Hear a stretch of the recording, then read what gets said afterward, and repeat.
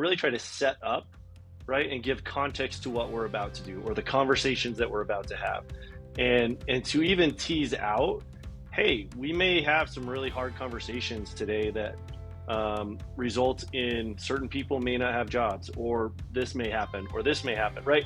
And really set it up and make it less uncomfortable.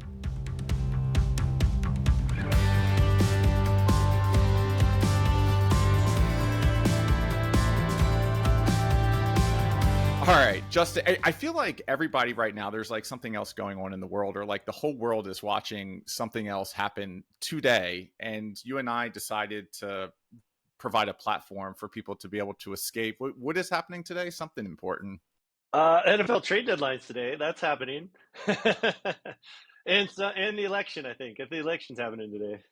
I didn't even know. Is the NFL, is that a true? Is today the deadline for that? Yeah. I thought that was. I found out this morning. My boys were telling me. That's hilarious. Um, well, cool. So we'll try and keep it kind of light, loose, and off of politics. I guess the public service announcement here is get out and vote and go vote for the candidate that you find that is best. But here we're really to talk about you and your journey and kind of the insights that you gleaned along the way.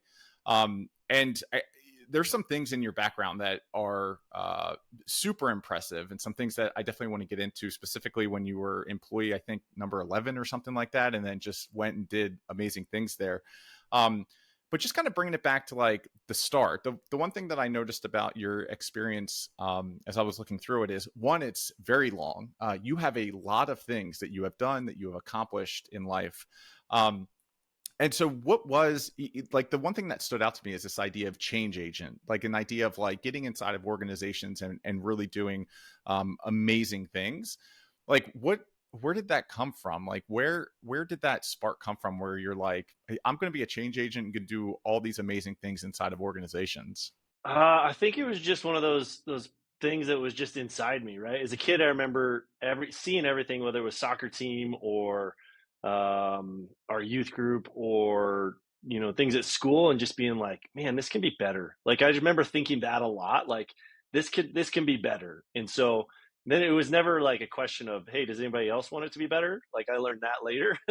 Not everybody always wants that. And so it just became like this, okay, well, let's make it better, right? Like why wouldn't we want it better? And so it's, yeah, like I said, it's a double-edged sword, right, in certain areas. But I think at the same point, like I really enjoy it. I really enjoy asking those questions and being curious and pushing through. And now I'm just a little bit more respectful, probably, in where I touch and what I change versus just change it all. Nice. What position did you play for soccer, out of curiosity? I was a striker, and then as I got older, I was not as fast, so I moved to back defense. Yeah, so Nice. I was a keeper, and there's a lot of like things that I gleaned from that. And also today, my son, who just turned 16, every time I say soccer, he's like, "It's not soccer, it's football." And he's a big Man City fan. We have stuff everywhere. Yeah, me too. Let's go. Oh, that's awesome. All right, I'll let him know today.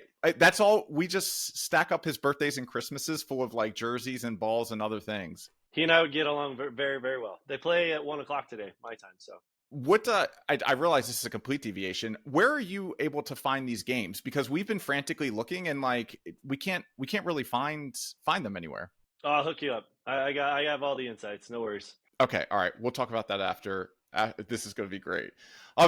You said something really interesting as you were talking through that. You said not everybody wants things to be better. And when you say that, is that kind of getting to this idea of resistance to change, and people don't like changing? Like, what do you think that the reason is when you see the light and you see how much better things could be, but other people would rather not? Like, what is that inhibitor?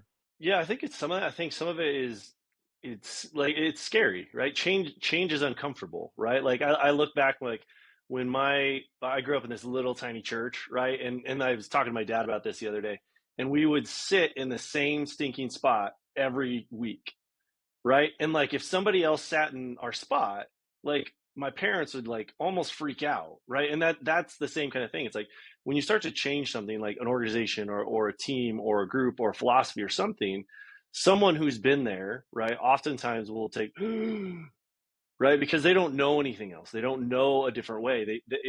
Sitting somewhere else or looking at a business problem different or changing a meeting or a structure or whatever is really really uncomfortable, right? So another thing I always think about in the same vein is um, we tried in my organizations, we tried really really hard to not move desks as often as possible, like to keep people where they were, because they spend so much time in that spot, right? To move them, not only one takes time, right? Money, energy, all of that, but the emotional side of that for people is really taxing for some people, right? To move completely where they spend a ton of their time to a different space is really hard. And so it's stuff like that where on a small scale, right? And then you move to a large scale.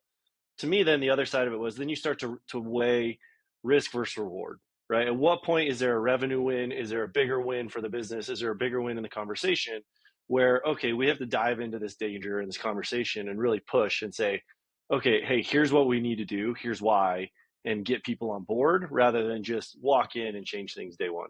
That's interesting. Like it's this fear of the unknown. Maybe there's a little bit to be threatened by. I know EOS specifically, when you're rolling it out to the leadership team and people are like, oh, the spotlight is going to be on me. Oh, there are now these measurables, this scorecard where every single week my performance is going to be, up on a board or whatever I'm accountable for. What is your approach to that? So you have this knowledge that not everybody enjoys change. You have this knowledge that things can always be better. And like, we should have this mindset of constant improvement. How do you balance those two things when you walk inside of an organization and you're like, gosh, like there's a much better way to do these things. And like, now I got to get people less scared, more confident, all of these things that I know are going to improve their lives. Yeah, I think it's twofold. I think it's one, it's giving baby steps towards it, right? So to come in and go from this direction to this direction right away, right, is abrupt, right? So what I try to do in those conversations, I really try to set up, right, and give context to what we're about to do or the conversations that we're about to have, and to even tease out, hey, we may have some really hard conversations today that result in certain people may not have jobs, or this may happen, or this may happen, right? And really set it up and make it less uncomfortable by giving so many options, right? Like my wife and I were talking about this the other day. We watched, what was it? This Is Us, right? And in that, there's a husband wife, and they would do, okay, what's the worst case scenario, right? Like, what's the worst thing that could happen in this situation, right? And taking it to that point almost, so that people go, oh, so then whatever does happen, 9 times out of 10 is nowhere near that, right? And so you're having this open conversation and allowing people to start to feel and open up, so they're not shocked or surprised when certain conversations happen. And then the second thing, and this is part of an EOS implementer's role, is to be aware of that and then to dive into it. So if we're sitting in there, Ryan, and I can tell that you're uncomfortable, I directly go to you and I say, hey, Ryan, what's going on? What are you thinking? Right. And I push because we need the information. We need to know what you're thinking and how you're feeling. And you have to navigate through those things. So the emotional intelligence side is key to that too. Got it. And so for that last point, it's really about extracting that information. Like when you extract that information, is it more so, I don't know if this is a good question, but like, is it more so for the room to understand like what that information is, or is it more so for that individual to get it out in the open to make them feel more comfortable about transparency and radical candor and things like that? Yeah, it's both in, right? Because some people are internal processors, right? And some people are verbal processors. So sometimes people will be sitting there and they'll be going like, oh my gosh, this is really happening. I don't know what to do. And not know how to communicate what they're thinking or feeling, but to break through some of those conversations, you have to pull that information out of those people, and then you have to temper the expectations or the communication from the people that are verbal processors, right? Because they can just dominate that conversation then. So you have to create this environment where everybody feels open and comfortable to communicate, as well as then in that opportunity for them to sit back and say, okay, hey, I need some time to process this. Okay, great, let's take a break, right? And then we can come back to it, right? Allowing those things and checking the mood of the environment and of the team and of the room is vital to be able to get what we need out of that, which to your point in that question is we need the truth. We need everyone to be open and honest with their feelings, with their heart, what they're thinking. Otherwise, you're going to walk out of that room and, like we always tell people, hey, if you walk out of here and you didn't say anything, then we failed today, right? In my opinion. Got it. That makes sense. And is this like something that is this something that it's like a muscle and on day one we're trying to get people comfortable and then over time everybody's comfortable and just talking, or is there a constant state of like becoming comfortable being uncomfortable? Like what, I guess which one is it? Yeah, it's both, right? It's setting that expectation from the get go, right? And so, like to me, it's one of the big things. If I'm going to work with somebody, I want to know that at least the main person, the owner, the visionary, the whoever that person is all in and willing to be pushed and ask questions and do all these things. Because if they are, then I have no problem pushing and driving the rest of the team. If it's opposite, then it's a different conversation. I think the other side of that, and this is for me personally, this is not, this has been a growth muscle for me. I traditionally don't enjoy confrontation, right? It's not a comfortable thing for me, right? But to sit in it and to dive into that danger, and it's the whole metaphor of the cow and the bison, right? And the cow runs from the storm, right? But the storm catches it, and it lives in that pain and that turmoil for so much longer. The bison turns when the storm comes straight into it, hits it head on, and goes right through it, right? And so learning that the hard way and running away from it, and now it's like, all right, whether this is not gonna be fun either way. I might as well just turn right into this thing and just let's go, right?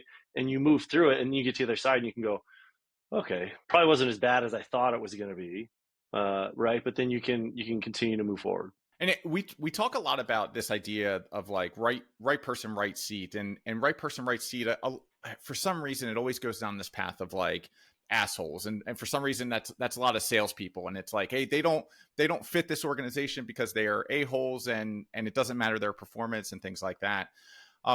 Have you seen like right person right seat as it pertains to being able to be candid, or like can you pull that? It might take longer for some, but we can get to a place where we can extract and pull that information out of people.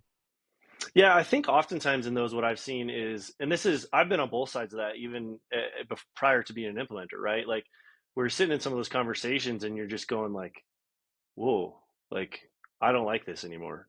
Like I don't like that role. I don't like, right. Like, and I'm self-reflecting and going like, I don't fit. But that's scary to raise your hand and say that.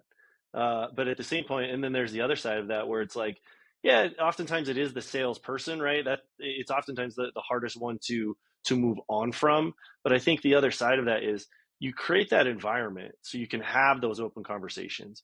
And when you get the right people then in the room, those conversations are really, really easy, right? Because they feel comfortable, they trust. There's not somebody that they feel is holding something back, or they at least understand, okay, Justin needs to process this a little bit. Okay, how can we help him, rather than, oh, he's not participating, so he must not care, right? You're creating that environment and pushing that forward so that they can have that holistic, right people, right seats conversation when you're not there in the room as well. Now to get a little bit into story time, because you were employee number 11 and this business like quadrupled over 3 years. So how did you find it? How did you start?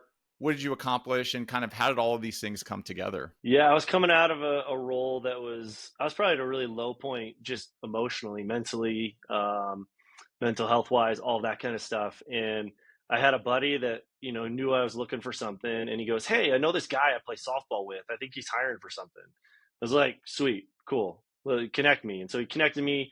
I think that was on like a Monday or Tuesday. I had an interview on a Wednesday, another one on a Friday, and then was offered the job by a Monday and started like a week later, right? So it was total, right place, right time, knew somebody, and is very common. But and from there it was awesome. It was a father-son team, and they were amazing to work for. Still talk to them to this day. And yeah, we took off. We had an amazing team. We had, I would say, 98% of right people doing the right thing. So right people, right seats. We had really, really clear and great vision that was communicated all the time.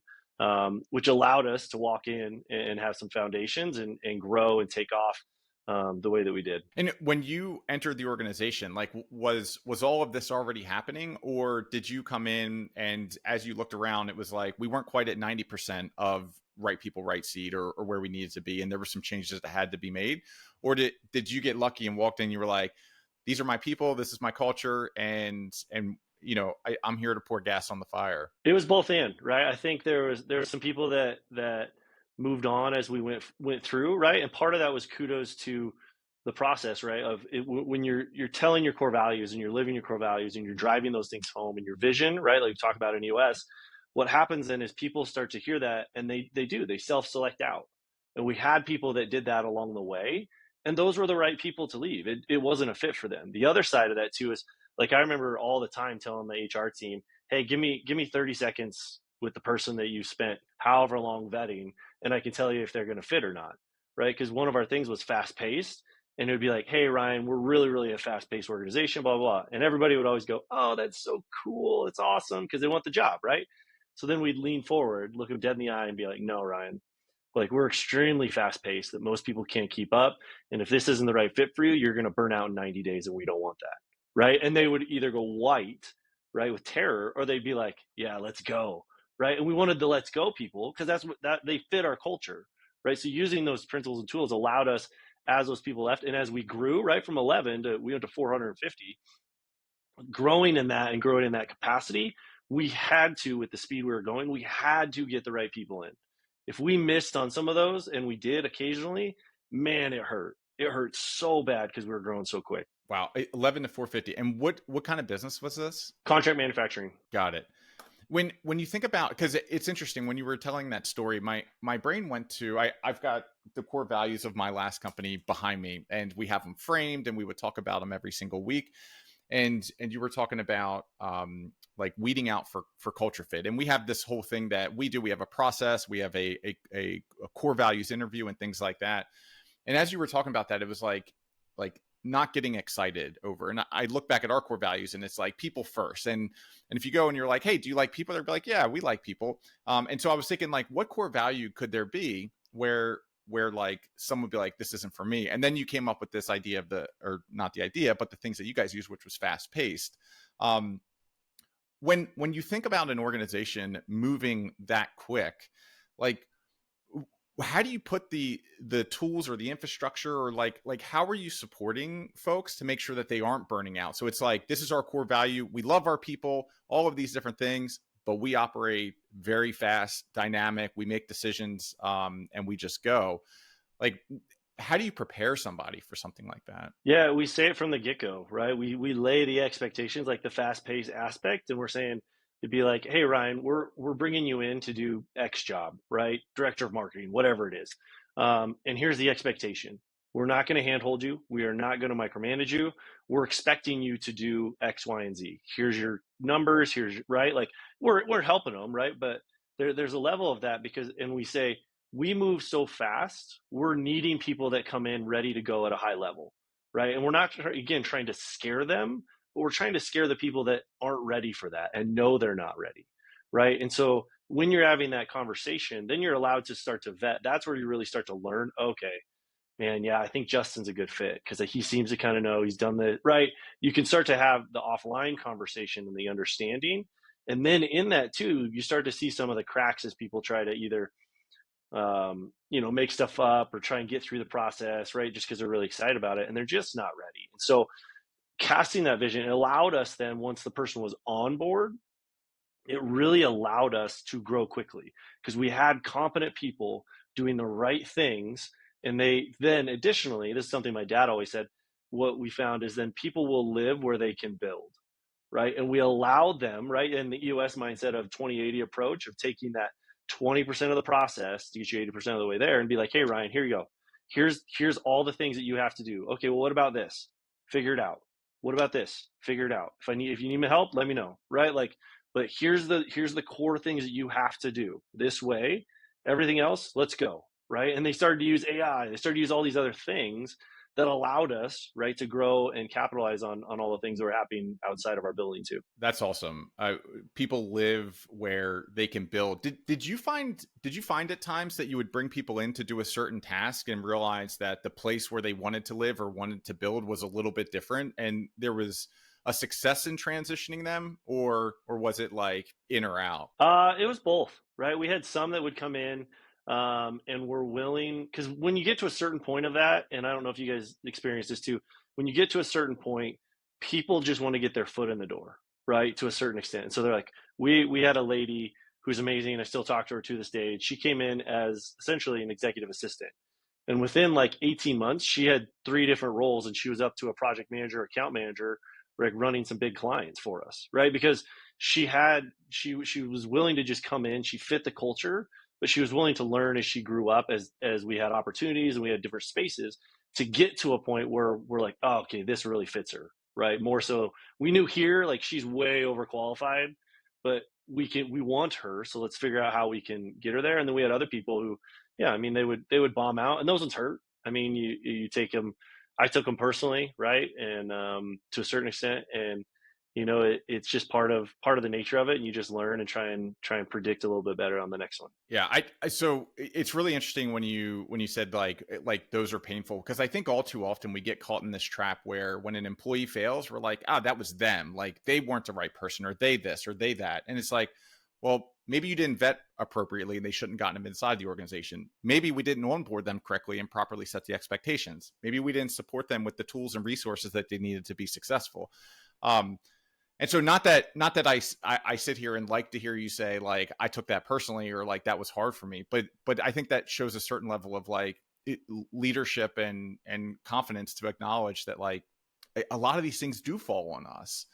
Um, you told some really interesting stories as well. I had one. This happened probably 3 different times inside of Hunt a Killer, but we had one person that started as an office manager, talking about overqualified. She had her master's degree in HR, and like she eventually became my executive assistant, which to a certain degree, I think when we think about roles like chief of staff and executive assistant, like we tend to minimize them. But like she ran everything. She ran my emails, she ran my calendar, she responded as me. And to think that people like that, and then our former VP of operations, he also started as the office manager, sitting at the front desk, having FedEx packages come, and he worked his way up. So I agree with you there. That was one of the long-term goals prior to selling. Was we wanted, I mean, even on the manufacturing floor, like our philosophy was we wanted people to come and stay and build a career, right? Not just to come and jump to the next warehouse, right? We wanted them to come in and be like, hey, what do you want to do, Ryan? Man, like I really want to be an accountant. Okay, let's help you figure that out, right? Like, and invest in them as people, because we knew long term that would help them stay. And if they left, man, we were the biggest cheerleaders ever, because we knew that a part of their story was like, man, they really helped me do that, and I'm so grateful to that, right? Like, and so I think that was the other part too that was fun in that process, was when you got to do that for people and really see their success, which I think is another unique leadership quality and piece that we tried to build into the organization too. Yeah, I don't understand why more folks don't think like that, or like investing in their people. Like one thing, we had folks in Vistage key groups, any way that we could continue to develop people and get them around. And if they left, okay, like that happens and that's life, and like we didn't get upset about that. Like we want people to grow, and if that's grow with us, which we would obviously prefer, great. But if they need to go somewhere else to grow, that also is great. Yeah, well, because it's the old adage, like it's like a car, right? The cheapest car you'll have is the one you have, right? It's way cheaper than a new one, right? It's the same thing with staff. Like the cheapest one you have is the ones that you have. So why not do what you can to keep them? Because training one, hiring one, doing all the stuff, and this better than anybody, especially now, like is far more expensive. Yes, very, very much so. I mean, that's one of the reasons we spent like $700,000 on recruiting over 6 years at Hunt a Killer, and every time I was like, "Where's this money go? Like, is there something I don't know about?" But there's the recruiting. There's also the time. So when people are recruiting, generally they're not recruiting because they have a whole bunch of time, because they wouldn't need somebody else if they had a whole bunch of time, and so it becomes this kind of I don't know, double duty to find somebody and bring them through the door. So you've got the time, the money, and then you've got the degradation of the culture or other things that could happen if you bring the wrong person in. So I agree with you. And I think all too often we underestimate the costs of a bad hire or leaving someone in a seat too long. So how did EOS play? Because it sounds like one of the things that you talked about in here was this idea. You didn't say this. This is kind of what I inferred is like to grow fast, there needs to be autonomy. So like to grow fast, you can't be micromanaging a whole workforce. Like you need to set KPIs, you need to bring competent and skilled people through. They need to understand that 20% of the process, and then they need to just go and do. Um, did you walk into an organization that was already operating on EOS, or is this something that came later? No, it came later, and we self-implemented, and part of that was because we told ourselves that we moved too fast to stop, right? Which is a very common, I guess, excuse. And but to that extent as well, it was our ability to pivot and move was vital to us. That was a huge value to us as a business. And so what I didn't know at that point that I feel like I know and have a better handle on now in doing this with other businesses is, man, the time to slow down would have helped us go faster, right? That would have really put us in a better position. And they sold for silly numbers, right? But they could have sold for more silly numbers, in my opinion, if we would have done some of those things differently. But what it allowed us to do is as we started to do those things, the L10s, the issue processing is where we really started to catch some wind, both culturally as a leadership team. When you solved issues and the inertia and the positivity that it created then in the organization was infectious, right? And you could walk out and you'd solve some problems and you'd leave that room and you're like I'd go tell my team like, hey, we solved this and this, and like I'm excited, and then they're excited, and then everybody's excited, right? And it's like you had this positive flow that was going simply just from solving things, doing some of these little pieces. We could have done way better, but at the same point, man, it is what it is, and we learned a ton. So That's so Phil Cooper talks about this all the time, and I had him on, I don't know, maybe like 3 or 4 months ago, and he told this story of like the same exact thing, which is like if he knew what he knew now, and he's got it down to like the number. It was like 10,400,067. It was something like down to the number of the difference between if he would have properly implemented and had all of this stuff in place, the net gain there. And it also reminds me of our story. So we self-implemented. I was a part of a Vistage group. We had a brilliant EOS implementer come out. And I was like, oh, this is great. So the good idea fairy on the Fridays after Vistage and the executive teams rolling their eyes. But we self-implemented for 2 years. And like, we're like, oh, we got this. Like we're skilled. We're amazing. And then we go and we get Margaret Dixon out your way in Colorado. And she's like, what the hell are you guys doing? So we went through like 2 transformations in a 3-year period, but there really is so much value to having not only a subject matter expert and like point out kind of the little things that you're getting wrong, but having an outside perspective, a voice in the room that can help, like you were talking about earlier, bring things out of people. Yep. Well, and this is what I always say too. Like if I could have done my actual job, right, and not tried to balance, right, and some of this stuff like that, I think that I know that's a big piece of it, right? If I could have focused on the actual job and not had to have been tried to be the person in the room and run the conversations and do all these things and learn this other thing, um, I mean that's a huge aspect to it, right? There's a value in having that other person in there that is a subject matter expert, and they're just coaching you, they're training you, right? And you can just be in the room. I don't have to manage the room and run the room and do this and give my opinion and be the tiebreaker as the integrator. Like, man, like if I could have just been there and been the integrator, dude, like my wife probably would have been happier towards the end. Yeah. And was it that experience where you're like, this system is a game changer and I want to go become a subject matter expert at it and go do it as an implementer? Yeah. And it was like, man, if it can do that for us, and as I learn more and more, and like we can do it that horribly, right? To be completely honest, man, what could it have done if we would have done it right? So there's a curiosity side to that. But then like, man, what could it do for other businesses, right? Like what could it do for like born and raised in Northern Colorado, passion for this. Like I want to work with businesses within 3 hours of my house.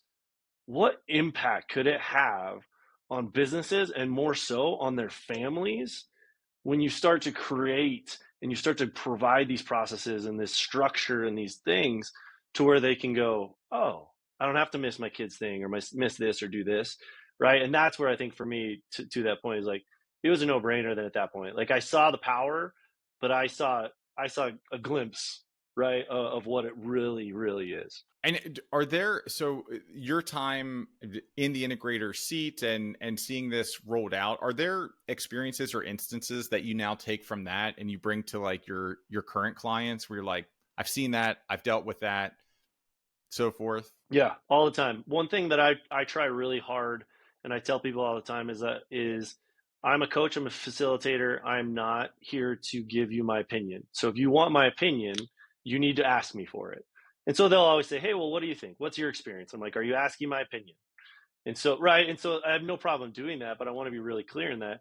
And yeah, of course, I think that's part of the value too of having an outside perspective, right? When we're so close to something, whether it's like think of a puzzle, right? When you work on a puzzle long hours and then all of a sudden you walk away and you come back, oh, there's that piece, right? Like things just become clearer, and to have somebody else that can help give that perspective and nudge you even in the right direction is super helpful. And that's where you see, like when I was saying before, if we would have slowed down, we could have sped up far more, right? If we could have slowed down and had somebody say, hey, Justin and team, what do you think about this? Oh, yeah, we didn't think about that, right? Because we're moving at light speed, really helps change the trajectory and the viewpoint of what you're seeing. And when you were self-implementing, how long did it take you guys to roll it into the entire organization? Because I know once we got an expert implementer, she was like, listen, you guys actually become mini implementers yourselves. So therefore, like spend some time, get to know it, become your own subject matter expert, and then roll out. When you guys did it at your last organization, was it just like, love it, here it is, let's go, the entire organization, or was it staged? I would say we never even got to that point. I would say it was pretty. We really sucked at that, if I'm completely honest. As now I think back, like we did some stuff within the leadership team, right? And we had the team kind of knew of. I wouldn't even say they even knew EOS. We didn't talk about EOS. I was just like, hey, here's our new meeting structure. Boom, we're gonna do this. Hey, and then we're gonna do this, right? And it was like, boom, go on to the next thing. Everybody's like, okay, great, next. Like, and that's what we did. So I like after even a lot of that, and I was telling some people, after I left and moved on and started this, and they're like, whoa, well, where did this kind of come from? And I was like, oh, we did all this stuff, right? It's like, they're like, we did? I'm like, yeah, we just never had time to talk about it. that's awesome. When you're advising clients or when you're in the room and you've got a new client, like what's generally the hardest thing to be able to either implement or get that team on the same page with? I think it varies. I think some are strong in certain areas. Some have right people in the room. Um, I would say the most uncomfortable spot all the time is when you go through the accountability chart, and you kind of just give the lay of the land of, hey, here's what we're about to do. There may be somebody in this room that doesn't have a job at the end of this or a seat. And it just gets really uncomfortable. But that's the moment where a lot of these teams can galvanize together and really start to figure out the other piece. The other thing that I would say too, and this is a question that I get almost every single time, and so I've tried to tweak some of the things that I say, is in that first full day, that focus day, people get frustrated that we're not instantly solving issues in the business, right? Why aren't we accomplishing this and this?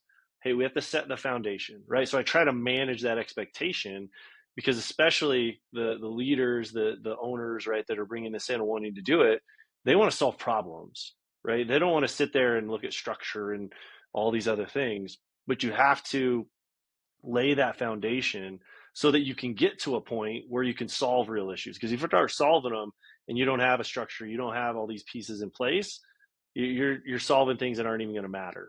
And is that kind of the first focus is really on right people, right seats, accountability chart, getting the right people in the room before VTOs, before vision, before values? Is that really kind of where your focus is? Yeah, that plus rocks, right? Installing that execution mindset, right? That's the other piece of that. It's like it's communicating that to the team. Hey, we're changing, and we talked about muscle right before. We're helping you guys step into the gym and get in shape, right? You got to think of this like you're coming in like you've never probably worked out in your life, and this is going to be really mentally taxing, and you have to change everything in terms of how you're thinking of your business, not necessarily in a negative way, but it's new terminology. Like I always think of like when a new coach comes to a football team, right? Like, and they completely change the playbook, but the plays are the same, but it's just the terms that are different, right? So instead of RZY zip or it's banana X2 1, it's the same play, but you got to learn right the different verbs and the names, and you have to change that mindset and allow the team to catch up. And that's where that foundation piece comes in, right? Talk the same language, be united as a team, and really gauge the expectations of that team and of the leader to say, hey, here's what we're doing. Here's why we're doing it. Trust this process. There's 25,000 businesses plus that are doing this and running on this, right? Let's do these steps. We will get to the problem solving, right? And 9 times out of 10, they get there. It's just, it's hard for them, right? They want to solve problems. And how long does that normally take? Like I'm sure that varies depending upon the company and the size and a multitude of other variables. Generally, like to get people speaking the same language, making sure you've got the right people in the right seat, going through the rocks and really setting up for kind of this true implementation. How long has that generally taken for you throughout your implementer career? Yeah, I'd say it's like 60, 75 days, somewhere in there, right? When you get through those first 3 full session days, your focus day, your VB1, your VB2, when you get through those, they're pretty much at a point where they're like, okay, they've either figured it out and been patient enough. They've either succumbed to whatever the new thing is, and they're like, okay, let's just get through this. But at that point, they start to see the light and they start to see, okay, this is having a bigger impact than just solving issues, right? This is how helping us really see down the line where we're going from a vision standpoint, right? But we're setting the groundwork from the traction standpoint so that when that vision is set, they can be off to the races, right? It's so when you pick up a dumbbell, right, or a barbell, you know how to pick it up. If you just go in and it has 300 pounds on it, you're not going to do anything because you don't even know how to pick it up, right? You gotta teach the technique before you can move into the actual execution side. And when you talk about this notion of a muscle and like understanding the system, um, thinking about this strictly through issues, there's a lot of companies out there, and we were very much guilty of this, especially in the early days. I think we got better with this, but they're solving the wrong issues, or they're not understanding or finding clarity on what that issue is before they go in and solve it. Like how do you help? What's your perspective on this? And how do you help companies understand like how to solve an issue, how to identify an issue, and making sure that they're prioritizing correctly, kind of all the things that come along with that? The first thing I say is anything that you think is an issue is an issue. It doesn't matter if somebody else thinks it's an issue, right? And that's where that issues list is vital, in my opinion. And it gives therapy to the mind and it gives transparency to the team and allows everyone on the team to understand, oh, Ryan sees that as an issue, right? I have understanding of what you're going through. And then secondarily, it allows the goal of that is to get everything out of somebody's head, right? I want everything that you're thinking. I don't care if it's big and the building's not big enough or the invoice doesn't work. I don't care what it is.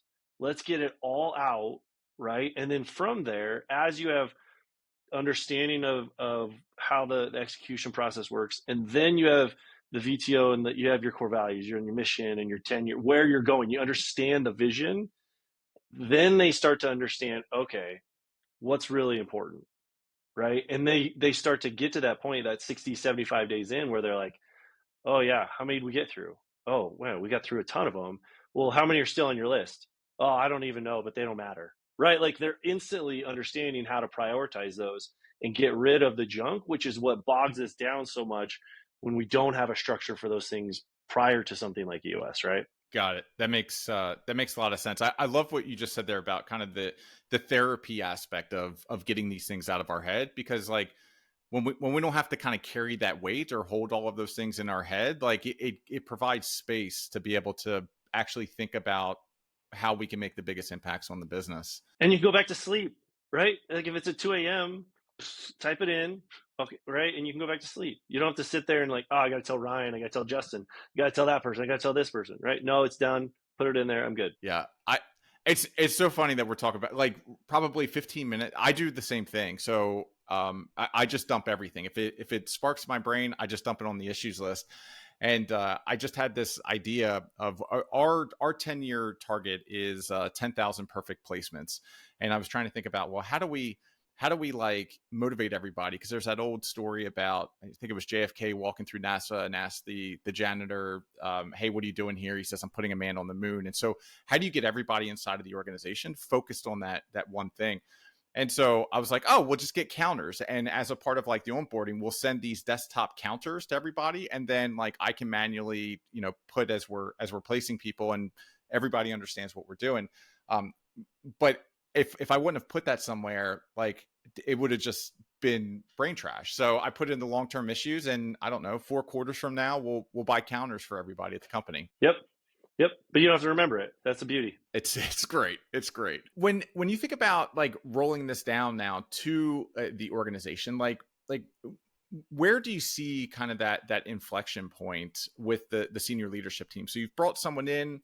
It looks like they're getting on the cadence. They've really spent the time doing the accountability chart. They've set their first rocks. They probably went to the rock buffet. I still go to the rock buffet. But at the end of the day, like you've got a team that's really starting to understand and learn it. And like, what are you looking for before they actually kind of implement throughout the entire organization? One or two things. One, somebody oftentimes will ask, and they'll say, hey, how do we take this outside of this team? Because I say really clear from the beginning, hey, this is a leadership team process right now, similar to what Dixon told you, right? You guys need to become masters of this before you start teaching somebody else, right? And so then if somebody comes around, whether it's in a quarterly or to some other point, they're like, hey, when do we start talking to other people about this? Okay, let's sit down and have a conversation. That's one. The other one then is there's certain moments where you can just tell, because they don't always know that it can go beyond that, right? Because it's not in their mindset. And so then the other one is like when you start to hear L10s are going really, really well, right? They're solving a ton of issues, and they're starting to use the verbs and the language in their day-to-days, right? When you're on a phone call with them, doing a check-in, whatever it is, and they're saying those things, then I'll start to say like, well, hey, have you guys thought about bringing this down to your team, right? Your marketing team or this team or that team, and start to plant the seeds, because I want the ideas to come from them, right? I don't want them to ever feel like they are dependent on me in that process, because it's their business. And so I think those are the two things and the two inflection points, to use your language, where I really see that tipping point. And then as you start to plant those seeds, they go, yeah, no, I think we are ready to do that. How do we do that, Justin? Right? Okay, great. Here's what we do. And what are some of the watch out or gotchas there? So like as a team, let's say you're hearing the language and you're like, great, like I think this team's ready, and now they're going in on it. Like what are some of the things that generally happen right out of the gate where you're like, watch out for this, look out for that, those types? Yeah, the first thing I have them do, depending almost no matter what, is go back and look at your accountability chart. Number one, everybody that you put, let's take a marketing department, right? Let's say I'm the marketing seat.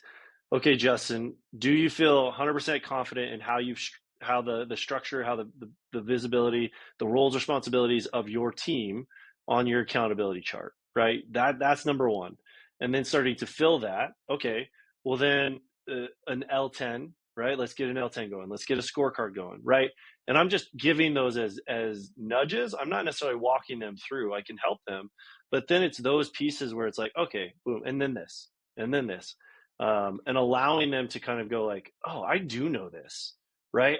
I do know how to do this. We did this. I can do this for my team, right? And then they have that ability, because then the beauty of that, in my opinion, is then they become the master for that group, right? They become the subject matter expert which I think is vital when you start to carry that down throughout the organization, right? If I have to go in and I have to go to each department and do it, then I haven't done a very good job personally on my side, right? So allowing them to be those implementers, to be the masters, to be the experts, so that their team goes to them and not to me, that's the ultimate win. Is there a time where like you go too far down into the organization with EOS, or should every person inside of a business be a part of some type of L10, some type of scorecard? Like, what are your thoughts there? I think it really depends. I mean, I think in the organization we were a part of, it would have been really difficult to take it to like our manufacturing floor, simply because we had FDA laws, we had certain things that we had to do certain ways. There was elements that could come down, right? But to completely say, hey, you have to do it this way, and they're like, well, legally we have to do it this way. Oh, okay, fair, you win, right? Like, so it's finding that balance. But I think there's levels and aspects where like a scorecard, I think, is a no-brainer to me, and it can go all the way down, right? Everybody, and that's something we teach, everybody should have a number, right? I have a client and they just hired an office admin, and her number right now, her only number, is to write 20 thank you notes every week, because it's a part of their customer care process. But she understands, to your point previously, that it tracks back to their 10-year, to their 3-year, right? She understands what part it plays in that conversation. So I think that's then where you start to do both in. You're telling the vision story, right? As well as you're dropping this process down into the organization.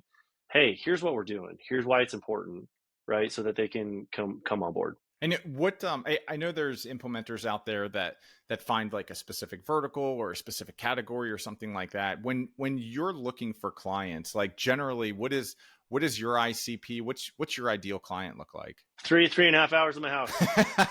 That's my number one. And not opposed to getting on an airplane. But a big reason and a big agreement with my wife and my family was to extremely limit, or to not get on an airplane as much as possible, to not be in the boardroom, to not be gone, and to be present, to be dad. And so, so when people always ask my niche or something like that, it's 3.5 hours in my house. And it's, if it's in Sarasota, Florida, I'll consider it. If it's in Okinoshua, Wisconsin, no offense to people, but probably not going to go there. Yeah, I'm sure you could give a referral if they're out in Wisconsin. I know somebody. And so 3.5 hours. And where is your house, or what town is that? Just so people listening know. Yeah, I am in Fort Collins, Colorado. So home of Colorado State University, about 45 minutes north of Denver. Love it. We actually had some business out in Fort Collins. I think you and I might have talked about this on a discovery call, but isn't Fort Collins the place with the most amazing like little town vibe, where like you can walk through and there's lights, and like Walt Disney claims that he found inspiration from it? Yep, our Old Town Square was the inflection point for him, the idea point of a lot of the Disney theme parks. So, claim to fame. All right, Justin. So someone just heard this. They live within 3.5 hours of your house, and they're like, "I need some Justin in my life." How can they get a hold of you? 970-556-2348. Give me a call. Give me a text. I'm all over LinkedIn as well, but I'm old school. I like the phone. I like talking to people, and I'm available as much as I can be within. Sometimes I'm in the car taking my kids to hockey or dance or whatever, but they get it too. They enjoy kind of hearing the questions, and we have good conversations afterwards. So that's awesome. Bold move to give your phone number out on the air. That's amazing. I love it. Hey, I get spam calls anyway, so you might as well just go with it. Well, thank you so much for coming on. I appreciate the conversation. This was super helpful. I loved hearing about your journey and your story, and the impacts that EOS had on you, and what you were able to accomplish. When we talk about what was it, 11 to 450, like that is tremendous growth. I forget, we probably went from like 10 to 100, and that was mind blowing. So I can't imagine the experience that you went through. But yeah, thanks for coming on. Hopefully we gave some folks a break from the election cycle and everything else that's happening around us right now. Yeah, right. Well, I'll be explaining the Electoral College tonight to my middle schoolers. We'll see how that goes. My middle schoolers explain it to me, and I just go with it and nod my head. It's great. Yeah, right? Thanks for coming on. I appreciate it. Appreciate it, man.